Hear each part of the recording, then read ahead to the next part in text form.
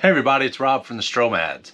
Maureen's out today, so I wanted to take advantage of this time and do a little DIY upgrade. I don't know about you, but there's two things. I find RVs kind of are intimidating with all these systems and things. If you're not really mechanical, you're wondering, can you fix these things? Or if you have to have somebody fix them, how much is that going to cost?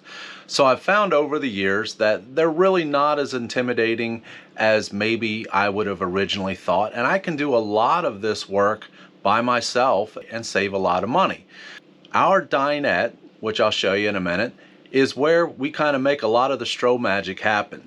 We don't have a dedicated office, but we are full-time in this rig, and most of the time we're working at our dinette, and we've got 3 computers out, a bunch of stuff. We've been there for about 3 years, and our cushions have lost their sponginess. So now it's like you're sitting on a board. Well, guess what? You really are. And that is not real comfortable. It's not really great for the back. So I wanted to have these cushions re-foamed, and I checked and had a quote. It was like $325. I'm like, wow, that seems like a lot of money to me for foam. So I started checking around and doing some research, and I was able to buy the foam at Foam Factory up in Michigan, have it custom cut, and have this other, I'll show you in a little bit, this little fuzzy stuff put on it to make the seats fill out. I had all that done, shipped for $141. Now all that's left to do is for me to put the foam in the cushions. Can it be done? Well, that's what I'm going to show you today, and we're going to find out. So a little DIY cushion foaming project. Maybe it's something you want to try. So here we go. Standard kitchen dinette. It's got a bench on the left, a bench on the right, table in the middle.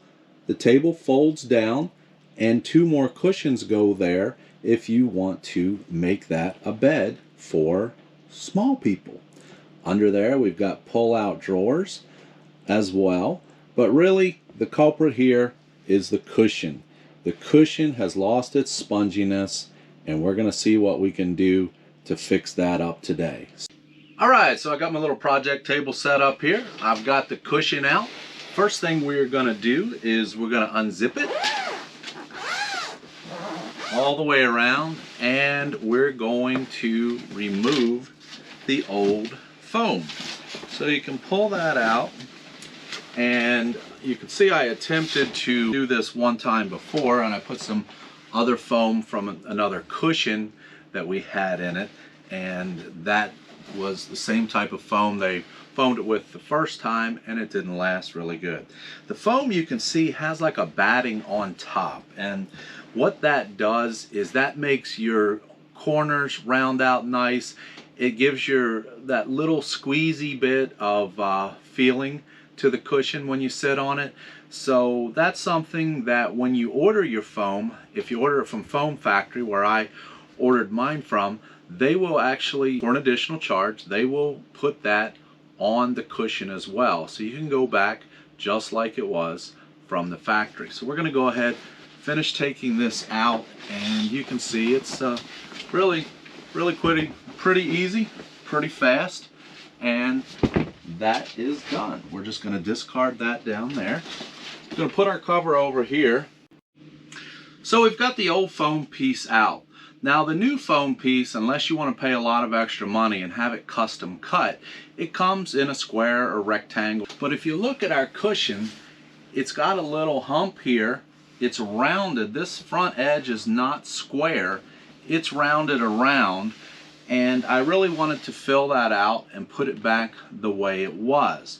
So what I've done is, once I took the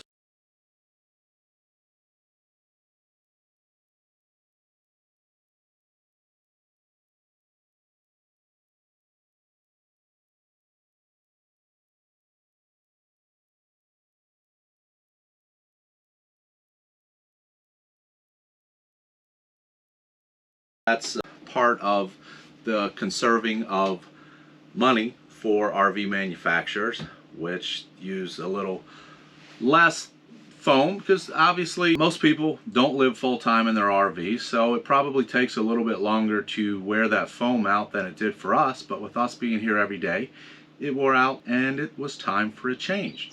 So I've put the old piece of foam on top, and now I'm going to take my Sharpie and just mark where that front piece of foam is and that little jut here on the outside.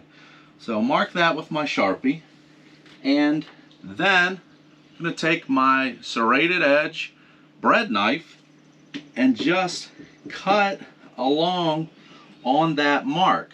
Now this particular piece I had already cut before when I tried to fix it the first time. So it's already been cut, and I already installed the second piece just so I could show you what the finished product looks like.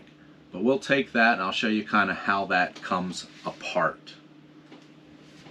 We're going to lay this new piece of foam down, come on around here and finish this off, and now we're ready to go. So what we're going to do is we're going to stuff this piece of extra, if you will. We're going to go ahead and stuff that in the bottom of the cushion first, then we're going to put our new cushion in there as well, adjust it, and see how it fits.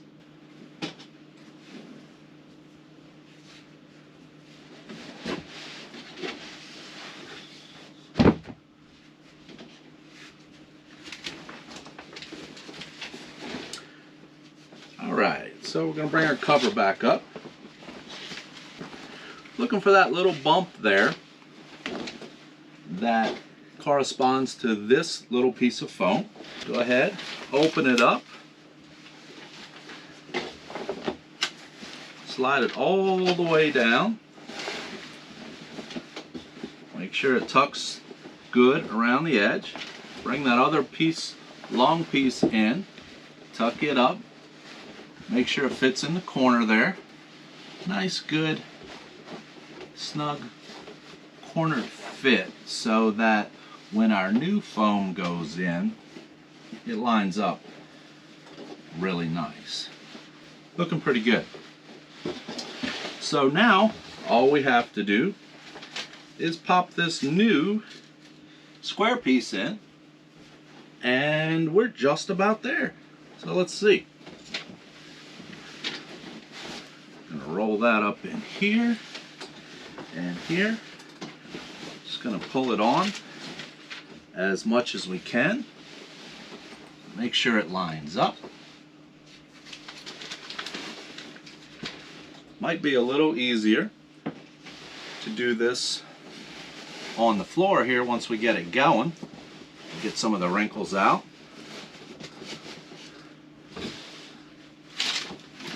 Again, we're just going to pull that in. Make sure we're not twisted up here.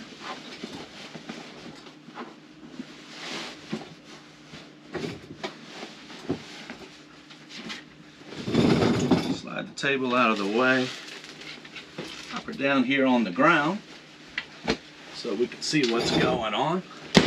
I've got it off just a little bit on my corners, so it's just an adjustment around there until you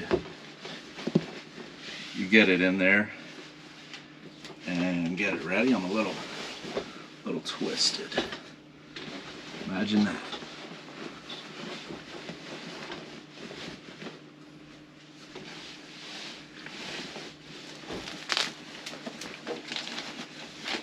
So we're looking pretty good here. See if our corners line up. Just kind of shove it in. Oh, so how are we looking up here? Before we zip it up, I want to make sure that that extra piece of foam that I put in down here is lined up the way that I want it to. So I'm just kind of reaching in there, readjusting that to make sure it's going to look good when we get done with the final product. It's in place and not baggy or saggy. So we're going to pop that in there. We've got that adjusted pretty good.